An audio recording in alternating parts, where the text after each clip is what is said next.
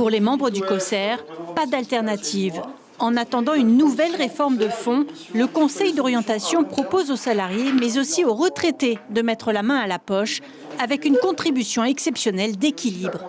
D'après les premiers éléments qu'on a, il s'agirait d'un taux de 1 à 1,5%. Mais encore une fois, il dépendra du vote de la CPS et des administrateurs, en rappelant également que cette contribution ne peut pas être décidée par le conseil d'administration parce que ce n'est pas une cotisation, il nécessite donc une loi de pays, et donc il faudra aussi que le ministère de tutelle l'approuve. Une solution à court terme pour équilibrer les comptes provisoirement et venir à bout du déficit de plus de 4 milliards de francs pacifiques du régime des retraites. Après avoir paré à l'urgence, une réforme structurelle s'imposera. Priorité à la fusion entre la tranche A et la tranche B pour former un régime unifié de retraite par points. La difficulté, c'est comme la tranche B a été plus généreuse que la A, il ne faut pas ramener la B dans la A en faisant payer les petits salariés.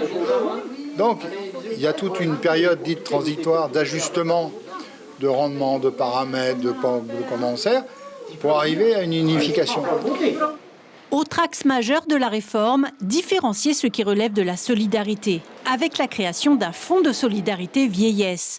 Un panel de préconisations à mettre en œuvre d'ici 2025.